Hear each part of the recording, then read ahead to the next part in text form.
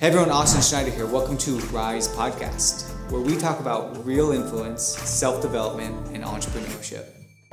Wow, that's all I can say about this podcast. I was super fortunate to have a great friend, one of my favorite leaders, humans, disciplers, and communicators join me on my podcast, Obed Martinez.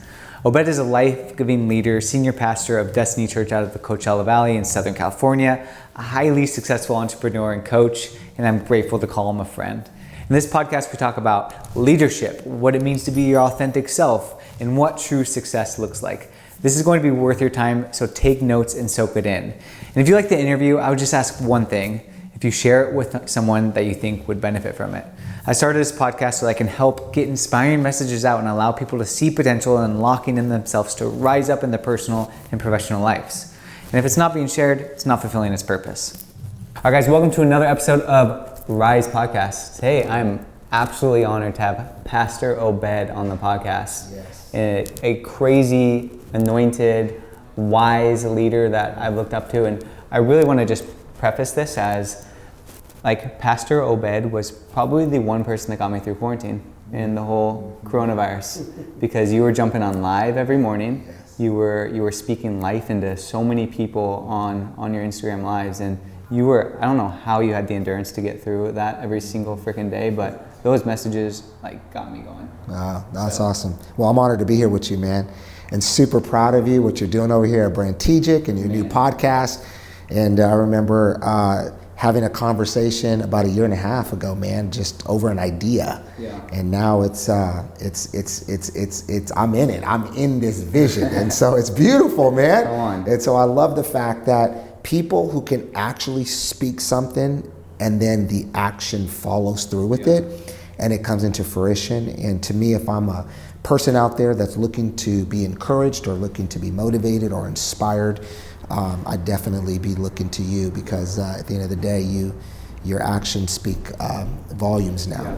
Pulls a lot of weight coming from you, man. Yeah, no, but I'm in this thing right now. This is awesome, man. Yeah, and really it's from learning from people like you, who have the fruit and have the podcast, putting out the knowledge, sharing what you've learned along the way. Mm-hmm. So I'm excited for this next 45 minutes to an hour, because I want to pull some nuggets from you. Yes. And I think this next 45 minutes is going to be one of the best podcasts, because there's going to be so many nuggets, so many takeaways that people can go with. Yeah. And I hope people catch this and they can also take action, right? And 100%. Then they can get something like this or the fruit that you've had. So I want to dive into first your story, and then I want to really dive into leadership and vision. So would love to just kind of set the stage and just maybe give an intro of who you are, what you do, what you're about. Yeah, so, grew up in a faith-based home, and probably like any other kid, rebelled, and really became a Moses in the wilderness, and found and refound faith on my own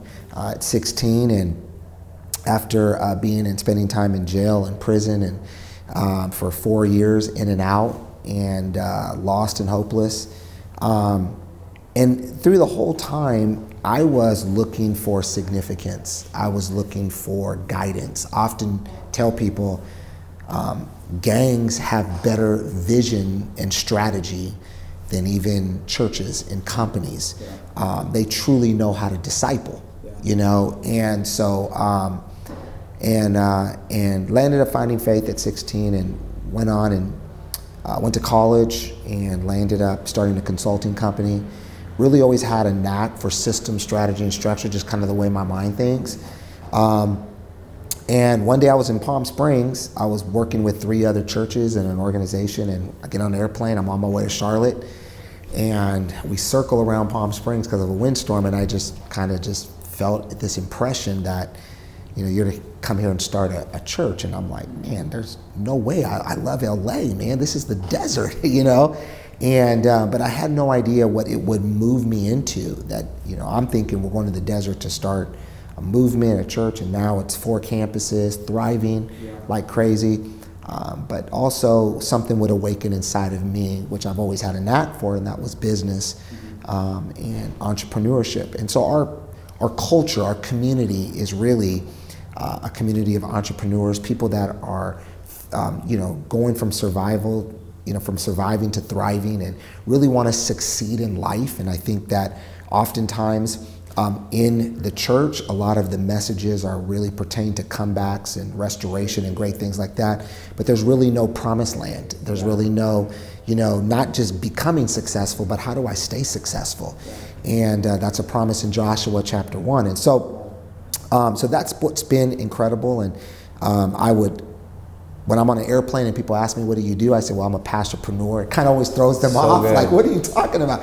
And I said, well, I'm a pastor by calling, but I am an entrepreneur by career. Yeah. And so I have the privilege of leading a great company. And so other than that, that's kind of my story. Yeah, so good. And I think like one thing just in the ministry, like all of the ministry that you've been in for many years and been able to sustain this, and like also the correlation with business, is the definition of leadership. Yeah. And I'm sure it's been up and down and like throughout your times and trial by fire and all that stuff. How do you define leadership right now? Well, I think leadership can be defined really in one word, and it's principles. At the end of the day, you're either going to be a person that's going to live by principles or pressure. And most people land up living by pressure because they don't apply no principles to their life. And when you think of some of the greatest leaders to ever walk on the face of this earth, what they were known for was principles. And those principles created disciplines in their life to get them from where they are to where their life needs to be. I think there's multiple facets and layers of leadership, but if you want to really just kind of hone it down to a really small nozzle, it would be principles. And I think that at the end of the day, you're going to, when I look at people, I can immediately know within a minute or two that you're probably a person that lives more by pressure than actually principles. You're making swift decisions, reactive decisions, and a lot of those are pressure-based decisions rather than living by principles. And great leaders don't create great followers.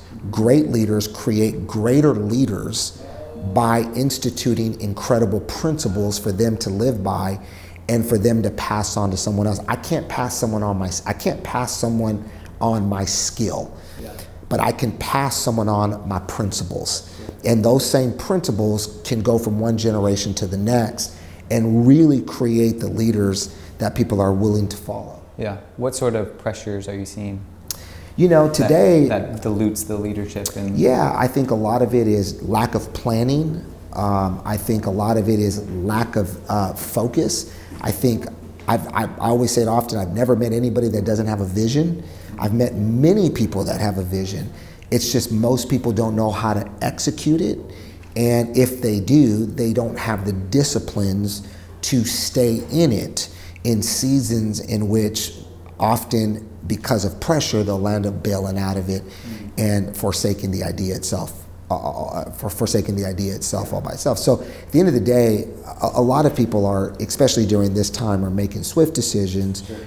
They're making feelings-based decisions rather than making decisions based on principles. Yeah. Okay, so now I'm going to flip it. What are the principles that you see are most successful for these leaders? I think some of the greatest principles that, I model, I think some of the greatest leaders out there model is they understand that principles are attached to people. It doesn't matter what you do. People don't buy into product, people buy into people. And at the end of the day, it's how you treat people. It's how kind you are. It's how courageous you are.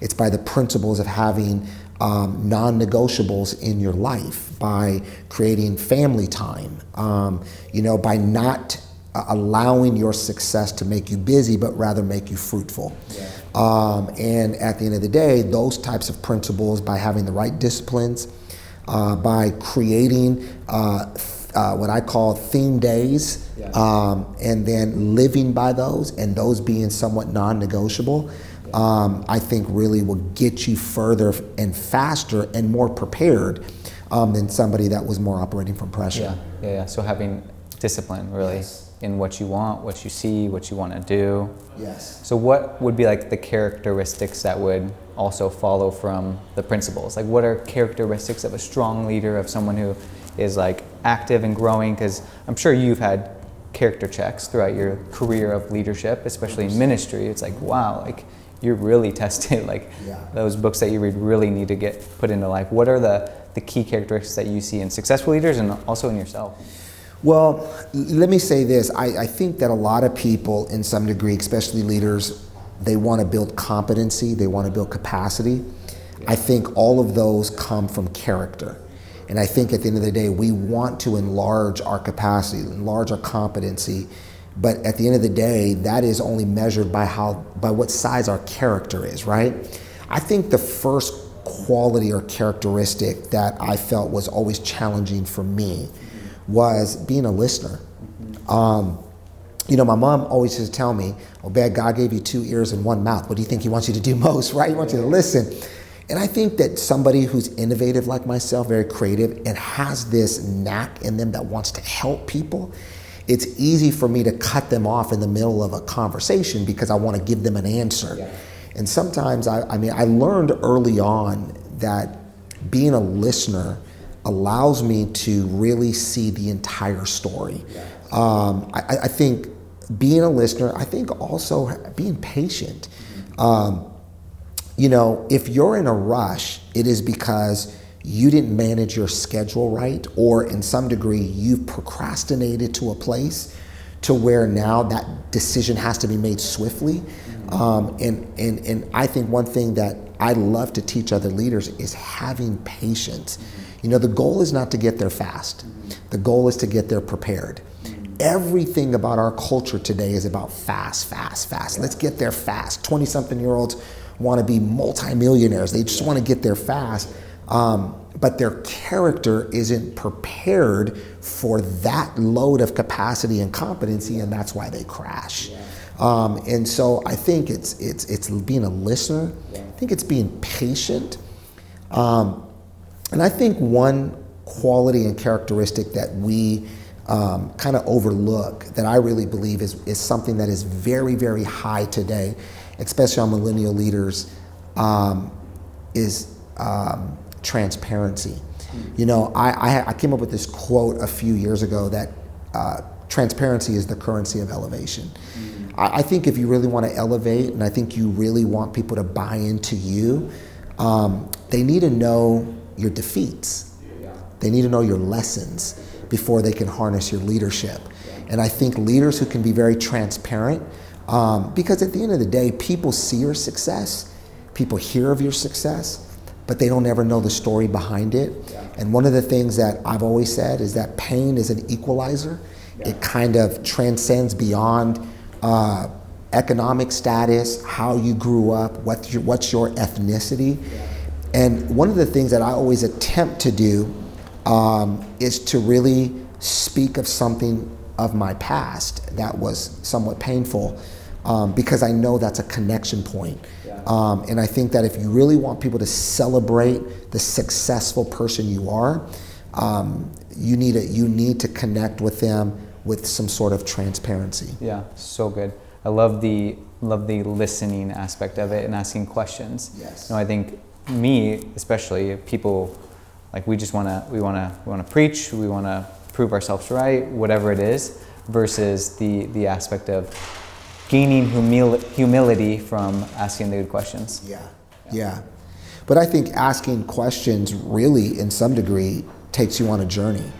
One of the things I do often is that, before I go to a meeting, I sit down and have quiet time, and I reenact the meeting in my mind. What is this meeting going to feel like? And then I pull out my phone and I write a bunch of questions. When somebody meets with me and has a bunch of questions, I know they came prepared, and really don't want to waste time. And it's something that I think a lot of people need to understand and really know that if you want to get the most out of a leader, come with a lot of questions. John Maxwell taught me that. I was part of his group that he was leading, Leaders Under 40. There was 12 of us for 2 years. And the first thing he taught us was how to ask questions. And questions lead you on a journey. And it really steers the conversation of where you want it to go. For sure. Puts you in a state of humility. Yes, and learning. 100%. And understanding. Yes. So with like today's society, 20-year-old life coaches. Everybody wants to be a millionaire like yesterday. Instagram, comparing. What would you say is the biggest like flaw or misunderstanding when it comes to leadership, especially in today's society? I think at the end of the day, the 20-somethings that want to be coaches and all those great things, I think it's more experimental than it is experience. And I think one of the things that we leave out is experience. And, I walked into Brentigic today and I'm just like, wow, this is awesome. I remember it just being an idea. I remember it just being a dream. But yet having an organization and leading companies and selling them as I have in my past, there's a lot of experience in my bag. There's a lot of things that you are going to confront in your future that you don't need someone's experiment or someone's ideas that don't have no experience attached to it. And I think one of the greatest flaws of this young millennial generation is wanting to get there so fast and thinking that experience is not a key. Experiments will get you clients, but they're not going to keep clients because eventually they're going to realize you don't have the experience. And I think at the end of the day, it's learning as you go. And again, not trying to get there so fast, but more importantly, make it the goal of getting there prepared. Yeah, so true. And I even remember back when I started Brentigic, I was like, I want everything now, and I want everything now. But I wouldn't be able to handle what we have now if it wasn't through the chopping wood, the carrying water, the chopping wood, like over and over 100%. And over again. And I think it's also, Austin, enjoying the process. I think that, when I always say, our contention in our life, in our inner life, is between what I call self-image, that's who I am today, and my imagined self on who I want to be in the future. And so when I dream and I visualize my life, I'm seeing it through the lens of my imagined self. But when I open my eyes up and I look at myself in the mirror, I see my self-image. And the tension is in between. And I think that God wants us to have vision, and He wants us to have focus, and He wants us to have a destination. He always promised us the destination. That's the imagined self. But He also wants us to live in the state of reality, and that's our self-image. And between my imagined self that's here and my self-image that's here, this space is called process. This space is where character is built, competency is built, capacity is built.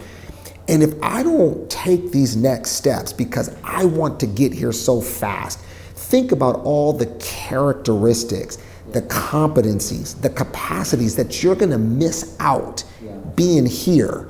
That this is going to require wiser decisions. You are now responsible for many other people and their livelihoods and their careers and their families. And all because you wanted to get there so fast that you were willing to skip the process and get to your destination, and you made it such your ambition that it got ahead of your purpose. And getting there, you have no character, competencies, or capacities to stay there. Yeah, I think it's selfish. Yeah, 100%. It's 100%. Self-fulfilling, and that's not what it's about. 100%. And you even said it, looting, it's about the people. Exactly. And I think people that want to get there very fast want to impress. People that know that there's a process want to influence. Who are you going to be? Are you going to be someone who impresses or somebody who influences? Someone who tries to impress is insecure. Someone who has influence has security. Someone who tries to impress lacks character. Somebody who has influence has character. My goal in life is to influence. It's not to impress. At the end of the day, if you don't like me for who I am, you're probably likely not going to like me for what I'm becoming. And so you might as well fall in love with me right now. One thing that I've heard you say that I've caught a lot is the importance of being a secure leader. Can you hit on that a little bit? Yeah, I think that the greatest trait of a leader, I was sitting down with a leader one day. I flew into South Africa, and you always land in South Africa in the morning. And they, you to keep you from getting jet lag, you got to go on a walk or you got to go on a run. Well, the hotel they always put me at is connected to a mall, which obviously I love it. I love to shop. So I'm walking in the mall and I hear this whistle, and I knew the whistle, and it was a massive influencer in the faith world, and to have an opportunity to have coffee with him was like a dream come true. And it turned from let's have a cup of coffee to a 6-hour conversation. And I remember asking this leader, what is the greatest trait that you have seen when it comes to a leader? Just give me one word. And literally I thought he was going to say capacity, competency, anointing. He said security. And I said, what? I mean, it just threw me off. And he goes, security. And I'm like, whoa, explain that. And he said, the greatest leaders have the greatest security. They understand their strengths, they acknowledge their weaknesses, and they understand that the goal of being a leader is not to get people to follow you, it's to get people ahead of you. Jesus said, he says, greater works will you do than I. A secure leader isn't creating followers. They're creating leaders that are going to lead beyond them. And so when I have people that I have led that are on larger stages than me, they're influencing leaders greater than I am. It is the greatest compliment to my leadership, because I may not be that person getting the applause, but I am that person that influenced that person to get them to that space. And I think that one of the hardest things that a leader has to deal with on a daily basis is their security. Because at the end of the day, you will never be a leader that is going to allow people to rise with influence if you're the only one that wants it. I always say there's two types of leaders. On one hand, there's authoritarian leaders. On the other hand, there's relational leaders. Authoritarian leaders lead from the top down. They suppress. They put a lid of limitation. People can only go so far. Relational leaders lead from the top, from the bottom down, from the bottom up. They push people up, right? The last act that Jesus did with his disciples was he washed their feet. Didn't wash their heads. I'm not going to lead from the top. I'm going to lead you from the bottom up, and I'm going to push you further. Jesus reached communities. His disciples reached nations. It's a secure leader that knows that true, authentic leadership is not making followers. It is creating leaders that are going to go beyond you. Totally. And I think in the case of being a leader, there can be ego, right? It's like, I want all the responsibility, or I want the attention, right? But what that ends up being is burnout, right? And then I can't do everything. And then you kind of hit that lid that you're talking about. It's like the law of the lid. It's like you can only go as far as the leader. Yeah, 100%. The leader's responsibility begins with visioning, and then it begins with putting steps to it, and then it begins to leading it. Eventually it's going to lead back to visioning, because your company will hit a plateau, and your company needs you to dream. And so you being the CEO of Brantegic, you don't delegate responsibility more than you delegate stress. Sure. You know what I mean? You're like, okay, I'm gonna hire people that are going to carry some of the stress that I once carried, so that I can have this burden that is easy and this burden that is light and this yoke that is easy, right? It doesn't mean that I don't have burden. It just means that in order for Brantegic to get to its next level, it needs you to dream. It doesn't need you to be burdened by the burdens. So a lot of CEOs, their issue is that they don't know really how to delegate. They delegate responsibility, but often without authority. I tell CEOs all the time, I say the best thing you can ever delegate is stress. And if you can delegate your stress, then it allows you to still carry a burden, but allows you to dream and go further and get and allow those around you to make that happen and give them the recognition that is needed Because at the end of the day, you're the one that's on the plank when everybody else is in the ship. Yeah. And the people that are going to get the biggest acknowledgement of when this ship comes to port is not the person who's on the plank. Yeah. It's the captain who's driving the ship. I'm not the captain that's driving my ship. I'm the person that's on the plank looking ahead and reporting back to the captain, telling which direction it should go. So good. You nailed it. I think one thing that you nailed was just the notion of giving like recognition to other people. Yes. Because one of the most powerful things that I've experienced is like watching the employees grow. Like not just in their role or responsibility, but as humans, as in their responsibility as they grow in their leadership. And it's like, that's the most fulfilling thing for me. And also frees up my brain capacity, obviously, so I can dream and see the visions and see things that are unseen or the future of Brain Strategic, what could be. Talk to me maybe about vision a little bit, on maybe the power of vision firstly, and then just your take on how to catch a vision, how to see it. Because I think a lot of people, like either they're not visionaries, like I think you and I are both very futuristic. We see things, we buzz, like we're creative, but some people can be like a little stuck and just unsure. Maybe unlock some ideas for people who could be stuck or unsure, and like maybe like I don't need a vision, like I'm fine, like I'm just coasting, like I'm good. Well, first of all, I think people have to understand what vision is. I think a lot of times people think vision is sight, or vision is seeing, or vision is future. The truth is that we don't see with our eyes. We see through them. We actually see with our mind. You know, our eyes are just a portal that gives us something visual for our mind to comprehend. So the reality is that if you want to be a visionary leader, it's not having your eyes open, it's having your mind clear. You know, the reason why you are able to dream about your future is because you have clarity of mind. I don't guard my eyes as much as I guard my mind. You know, my eyes are going to see anything. My mind is going to be the one comprehending it. And so at the end of the day, I daily renew my mind. And the reason why I daily have to renew my mind is because my eyes have seen so much that if I don't kill it at its seed form, that can be very negative, then it can actually ruin my whole forest.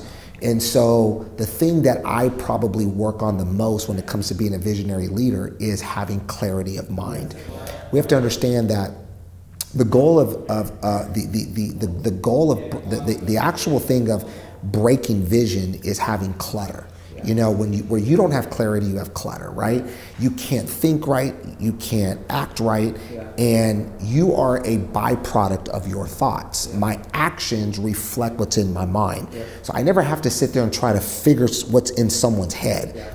Watch their life, and it tells you everything, right? So first of all, people have to understand that vision is not with your eyes. We don't see with our eyes, we see with our mind. The second thing that we have to understand about vision is that vision often is never for us. It's always for someone else. And you know, think about a tree. A tree doesn't grow fruit to benefit from its own fruit that it grows, right? It grows fruit so that others can pick from it and enjoy it. And so true vision is really about the benefit of others. You know, I've learned a long time ago that when you ask God for a house, He gives you a tree. When you ask Him for a steak, He gives you a cow. And the way God works is you have to work the vision, okay? And so, God, give me a house. And He's like, I have. And you're like, no, I'm not living in my house, but I gave you a tree.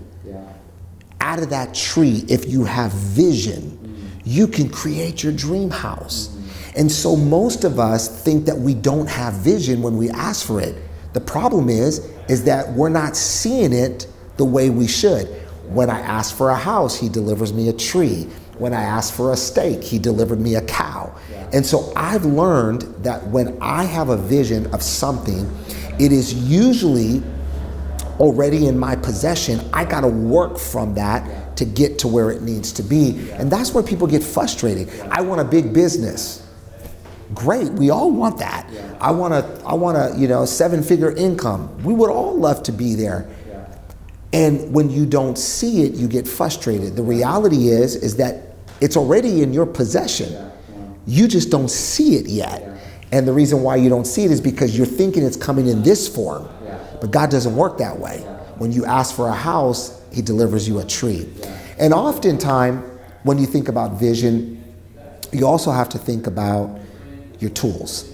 You know, what type of tools and skills you have. You know, we moved into our new home, and while it was getting built, it was interesting going and seeing the progress.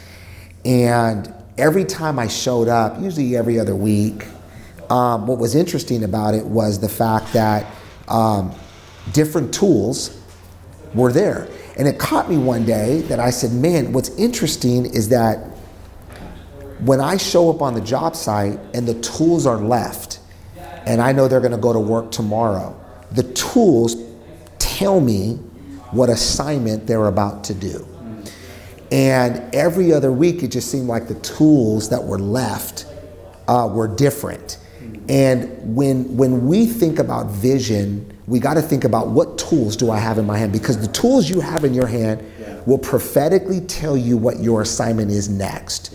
And so when I started Destiny, when I started these companies that I had and sold, my tools changed along the way, because those tools were used at a particular time for what my assignment was with at that time.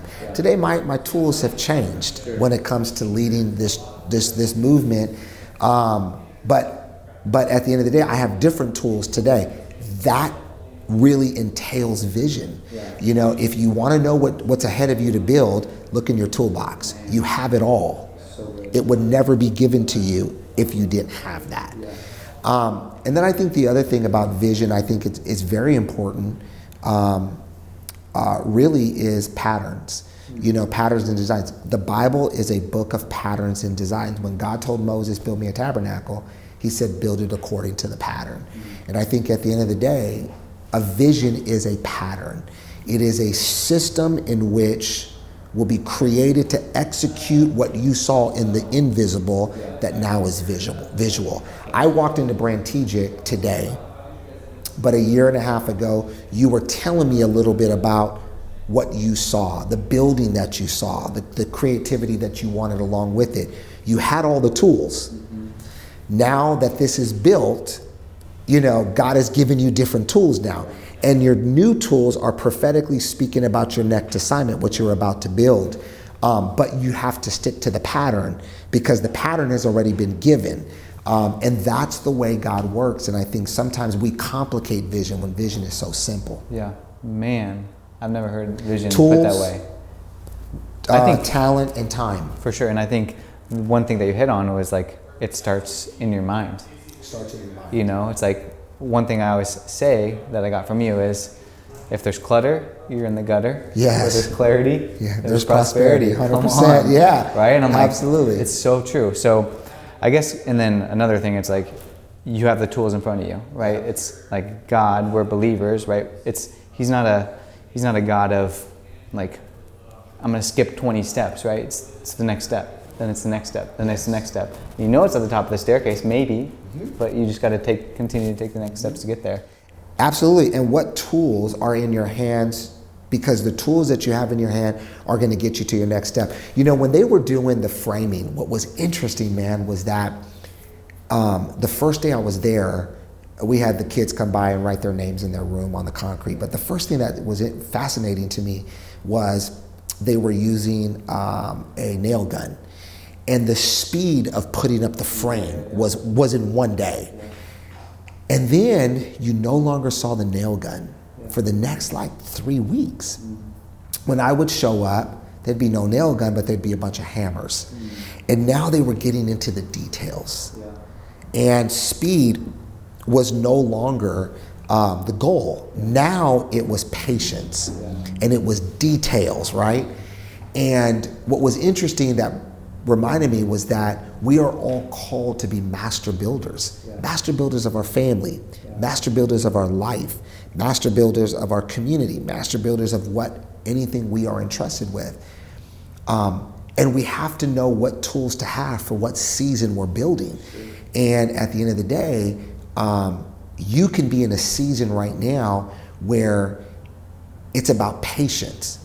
but you have the nail gun. And the reason why you're not going nowhere is because that's not the right tool to pick up. You need to pick up the hammer right now and be very precise and very strategic on what you are hammering, so that when that next season comes around and it needs to be expedited, you know I can lay that hammer down, pick up a nail gun and execute it. And I think if we understand our tools, our talent, and our time, we will actually build an incredible vision. Yeah, so good. And I even think about tools as like mentors. Absolutely. It's like Mentors, my mentors have coaches. changed throughout the years, you know, just because the business has shifted and just my seasons has shifted. And it's like, if anybody can listen to podcasts or find mentors, it's like, that's probably one of my best tools in my tool belt 100%. is just like getting around good people. So going to the foundation, like if we're talking about building a house, obviously the foundation is really important. That's the mind, right? So how do you renew your mind? How do you, like, what are some practical ways that people could catch from this to be like, okay, like I'm gonna start implementing this, or I'm gonna start getting my mind right. No more stinking thinking, right? I'll say all this, and I think those of you that are watching, if you didn't hear anything, I hope you walk away with this, and that is, your level of life is determined on your level of thinking. Mm-hmm. Now, we say that, and we hear it. If we listen to podcasts, we hear it. Yeah. But we never digest it. Mm-hmm. If you can tell me, Obed, your level of life will be determined on your level of thinking. It doesn't cost me a fortune to educate myself. Mm-hmm. I can listen to podcasts. I can read books. I can go on the internet and look things up. I spend more time feeding my mind, because the level of success that I will have is determined on the daily feeding I do of my life. And nobody is responsible for building my mindset except me. And your mindset will build your skill set.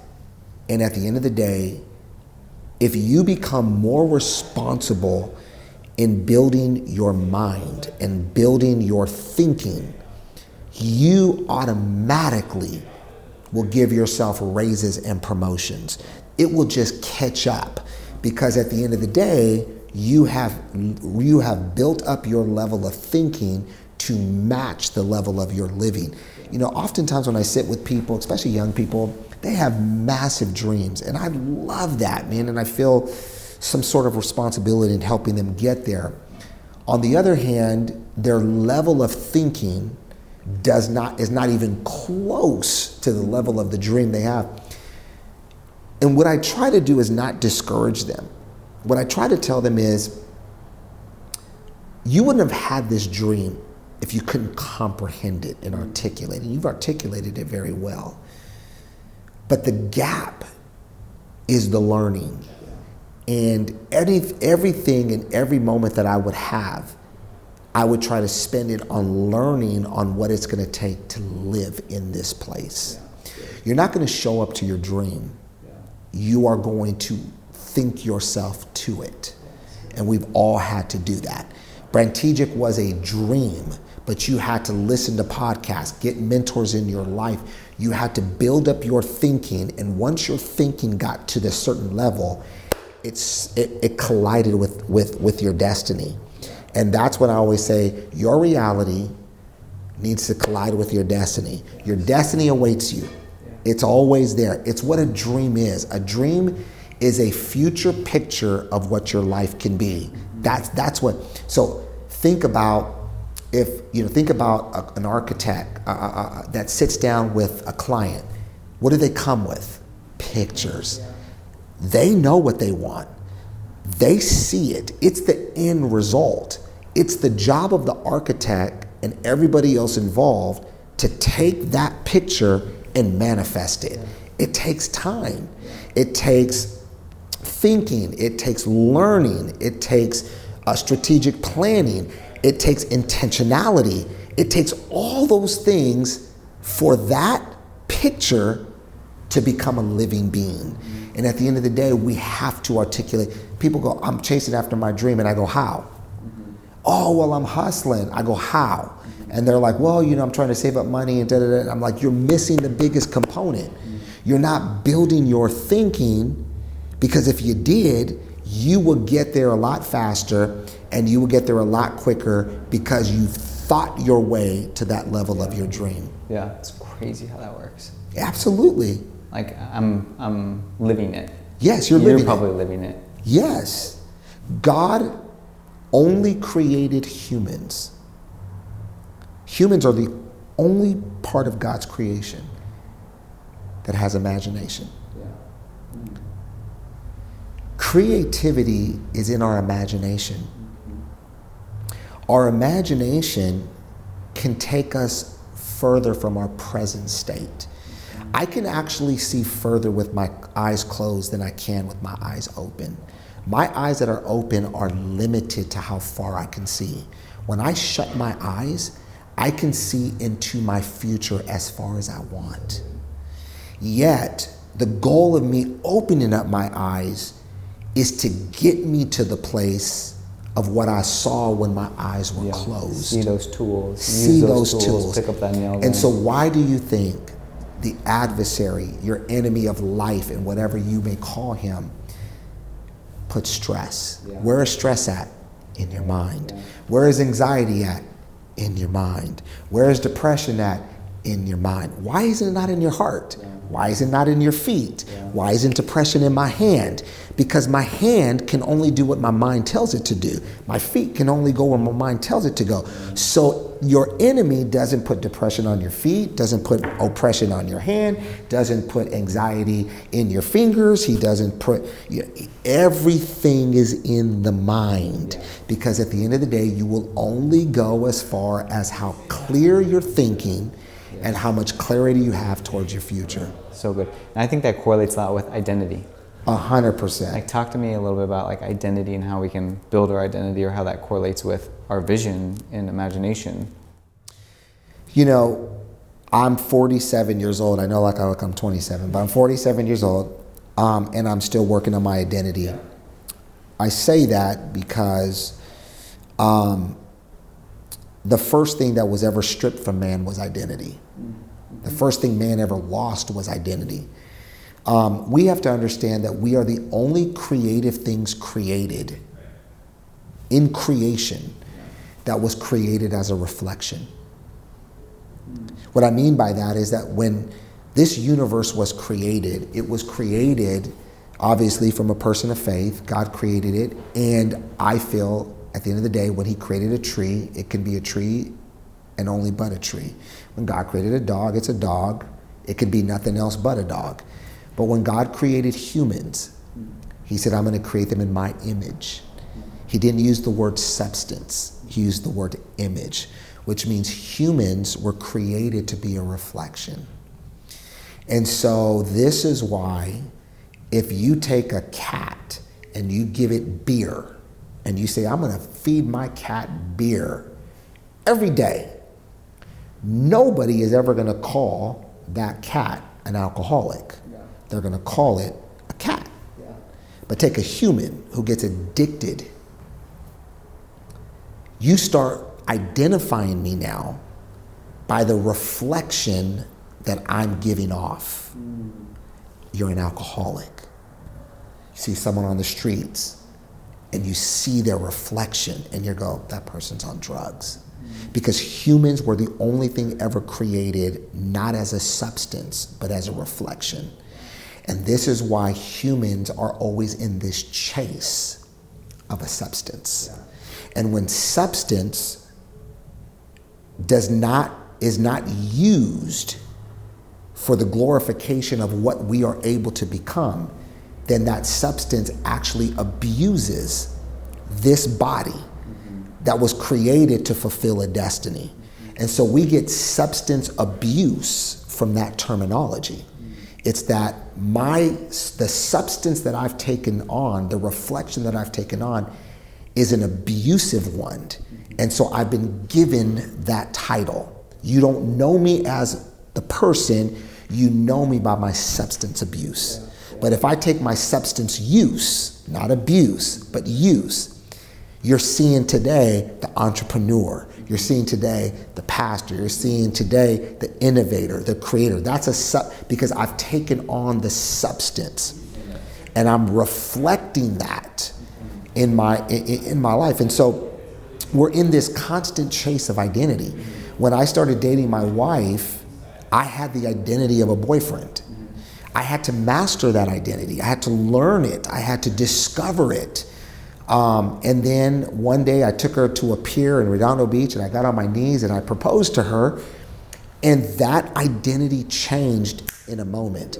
I went from being her boyfriend that I thought I mastered to now becoming that fiance. Now I had to take on another identity. I had to learn what that was, discover who I was going to be in that. Then on, September 8th, 2001, I said, I do. And that identity of a fiance turned into an identity of a husband. And that was now my reflection that people would see of me. And then 5 years later, we give birth to our first child, and I take on now that reflection and that identity as a father. So we're constantly morphing in our identities. And this is why we got to know who we are, first and foremost, and not be afraid to add on layers to what that looks like. And so to my children, I'm their dad. That's the only identity they care about. To my wife, I'm her husband. It's the only identity that in some sense she really gets the most out of. Nobody gets any part of that identity of me being a husband but my wife. But everybody can get part of my identity. That's a pastor. That's an entrepreneur. But most importantly, Obed, the person, should be at the core of that. That's what should never change. So don't call me something that I can give you. Call me the person who I am. And when we land up getting in trouble is when we land up taking on the reflection, and that reflection overshadows the person who we are. And we want to give off the impression that I'm a businessman, or I'm a millionaire, or I'm a gigolo, whatever that may be, right? But at the end of the day, all I really am is just Obed. And that's the person I want you to get to know. Yeah. People are trying to catch different identities. 100%. In the world of branding and social media. People want to be XYZ, but it doesn't match. People can see right through it. Doesn't match at all. And you're the only person that can control your narrative. And so for me, I always try to get to know the person even though I know what they do. And even though there's something I know I can benefit from what they do, what good is it if I don't ever get to know the person? And so that's always my endeavor. One thing Sabrina hates what I do a lot, I think everybody does a lot, is like, oh, what do you do? I think that's the first question. Yeah. It's like people identify by what it is they do versus like, let me ask questions about like, where are you from? Yeah.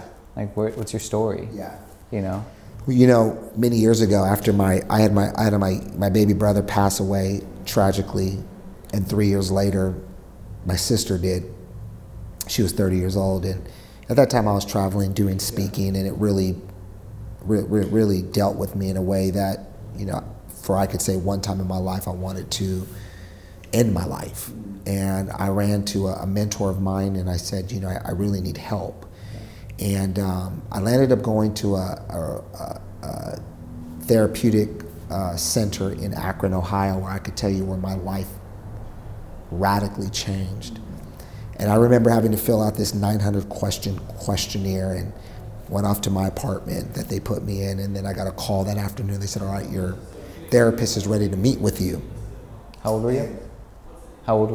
I was 19 years old. I landed up meeting him, Dr. Scoforo. We walked into the back and we come into this room, and it was probably the size of this room, but all the walls were matted. And there was a stretcher, and I'm like, man, am I that bad? And we sat down, and he looked at me, and he says, hey, will the inspirational speaker leave the room? And I said, excuse me, because will the inspirational speaker leave the room? And so I did this, man. I kind of cropped forward, and I got up and I said, okay, will you call me back? And he says, no. I asked for the inspirational speaker to leave. I want Obed. Can Obed stay in this room? And Austin, I remember that moment as if it was yesterday. For the first time somebody wanted me. Yeah. They didn't want what I can offer. Yeah. And I remember him looking at me and he says, look, you can blame everybody because they all want a piece of you. Mm-hmm. He said, but at the end of the day, you were the one giving them the product. Mm-hmm. And I want to park here for a moment, man, because at the end of the day, there's some of you that may just feel like, I just feel like everybody wants me for what I can give them. Mm-hmm. And you go home at night and you lay yourself to bed and you're not that social media phenomenon. You are not getting the likes and the comments. And all of a sudden you begin to realize that nobody really knows me. And you almost get to a point to where now you believe that nobody really even cares about me. And that's the truth. Because how could they ever care about you if they don't know you? And if all they're ever getting from you is this imagined self rather than just your own self-image. Mm-hmm. And I made it a point in my life from that. I made a covenant with myself that when I meet somebody, my first question is going to be, how are you doing? Yeah. Not what are you doing? Yeah. Not what's happening in your life. It's how are you doing? Yeah. And Austin, over the last, 25 plus years of ministry and 27 years of business, what has brought me success is not my skill. Mm-hmm. What has brought me my success was my kindness. Mm-hmm. People walk away from meeting with me saying, this guy genuinely cares about me. Yeah. I mean, he cares about me. And then the byproduct is he can help me however way I need help in. Yeah. And I think that's what this generation is missing. It is this authenticity and this transparency that it's just okay to be you. Mm-hmm. And at the end of the day, if they don't like you, they're not going to like what you're going to become. Mm-hmm. And stop giving them this product and give people you. Mm-hmm. And when you do, it's gonna bring a security inside of you that your products are gonna change. Yeah. My first business was a printing company. Yeah. I sold it years ago. My second business was a pharmaceutical company. I sold it years ago. Mm-hmm. And I've taken on all those images. But who I am as a person is still me. My friends, why do you think some of our closest friends are our friends of our past, if we want to say, that we didn't, that became friends with us when we didn't have nothing. Yeah. And there's this sense of relief when I go see my friends and I'm like, man, dude, and we're hanging out. They don't care about my business. They don't care about the church. They don't care about my, all these different, those are things that are never brought up. Yeah. It's always, how's your family? Dude, how's your dad doing? How's your brother? Yeah. And you're just like, bro, you don't understand how much I appreciate being here, and because everybody else wants to know the exterior part because they all want a piece of it. Yeah. And they bypass the person. That is so good. People are judged by the fruits, not by the leaves, not by the branches, not by the car they drive, not by this, not by that. And I'm guilty of it too, of being on the other end of it, I was on an airplane, and one of the things I never do is you always know that question's coming is, you're having a great conversation with the person sitting next to you. They have a glass of wine and maybe a vodka, and you have soda water, right? And you're just having this phenomenal conversation until they go for that big question. Yeah. What do you do? Yeah. And you're like, well, do I want this conversation to end or I want this conversation to continue? Yeah. So who do I tell them who I am? Yeah. And if I would tell them I'm a pastor, that conversation most likely is going to end. If I tell them that I'm just an entrepreneur that has faith in their life, it continues.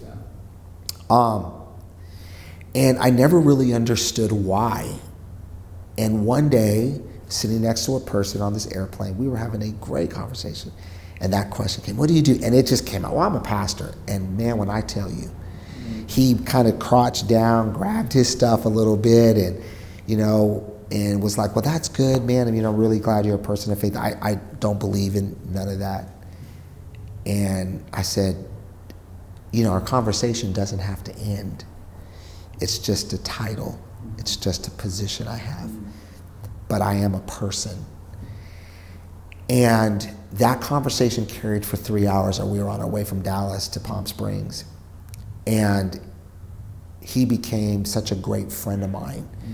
And he always refers back to that conversation. And he goes, man, if I would have just shut it down because of this person that you are and judged you by that certain profession rather than the person who you are, I would have missed out on a lot of things that you gave me over the last few years. And I think that at the end of the day, it just goes back to giving off the person who you are, not the person that you portray yourself to be. Yeah, I think all that ties together with everything, like the mindset, vulnerability, being secure in yourself 100%. To have those conversations. If you don't have any of that, then you're going to want to be the social media star, or chase these likes, 100%. Do all that stuff. I was talking to a friend of mine, and actually I mentor him, and he's getting ready to market his company, and it's great, and he shot me over a text and said, hey, what do you think about my business card? And it had his name, and it said CEO and founder of the company. And so I text him back, and I go, you really want people to know you're the CEO and founder? And he's like, well, I mean, that's who I am. I said, let's get on the phone. And I said, if you look at majority of major companies, you would be shocked that none of them have those on their cards. That just brings problems. It brings a bunch of questions, and it brings responsibility, and it brings on something that now somebody is looking to get something from you rather than just getting you another person. So I'm always, people when they ask me, what do you do at Passionate? And I'm like, well, I'm just part of the founding team, and to have the privilege of just dreaming with them. But I never say I'm the founder or the chairman, just because then all of a sudden it opens up a door that at the end of the day they may want something from that and not necessarily get to know the person. Sure. A lot of humility from you. And I think that comes with security. Yeah, no doubt. Yeah, it's really good. All right, a couple more questions. I'm going to fire these off to you, and I just want you to answer quick as we wrap up. How do you define success? I define success by my family. My family life is my greatest legacy. And at the end of the day, if I can't be a great husband and a great father, then I'm not leaving anything behind. And I think my greatest asset are my kids and my wife. That's success to me. That's good. What's the key to happiness? The key to happiness is joy, because happiness is circumstantial. Your happiness is determined by your circumstances. So at the end of the day, I don't choose to be happy, I choose joy every morning. So I wake up every morning and I say, I choose to have joy this morning, because I'm not going to allow my day to make a choice for me to have some sort of excitement. I'm going to make that choice before I leave, and that's joy. So the true happiness is joy. What's the best piece of advice you've ever gotten? Best piece of advice that I've ever gotten was, Obed, be yourself, because if nobody can love you for who you are, they will never love you for what you're going to become. And at the end of the day, I pass that on. Matter of fact, I'm speaking to interns tomorrow, and that's kind of my whole theme. At the end of the day, be yourself, because there's nobody else that can be you. And when you are absent from being you, the earth is missing a piece of only you that can be you, because you are an original. So if you work your life being a copycat, the world has missed something that it desperately needed. Sure. Or someone wants you to be. Yeah, 100%. Which happens so much. I see that too much. Who's your favorite person to follow on social media? My favorite person to follow on social media. Well, I'm not a big guy like that. I would probably say my daughter. Okay. I think I live vicariously through her. Part of it is protecting her, knowing the social media side of it. On the other hand, my daughter, watching her grow into this creative entrepreneur that she wants to be. I love watching her post, and I love her style, and I love what she's creating, and so she's probably my biggest follower. Who inspires you most? You know, who inspires me the most are people. I'm inspired every day having conversations with people, whether it's talking about a problem that they're struggling with, or whether that is talking about a mountain they climbed and conquered. Inspiration is something that is needed in our lives. And you know, you're never gonna grow with just being around people that just are constantly succeeding. I wanna be around people who are struggling as well. And so for me, my inspiration comes from those. Every day I'm inspired. I was inspired yesterday. Being here in Seattle, I was inspired this morning that, you know, I woke up and it wasn't raining, and it was supposed to rain, and I brought this good weather from Palm Springs, so I was inspired today. Yeah, absolutely. So, what's the number one book that you give to leaders? The number one book that I give to leaders is Good to Great. I love Good to Great. I love The Entitlement Cure. I give to all of my leaders The Entitlement Cure.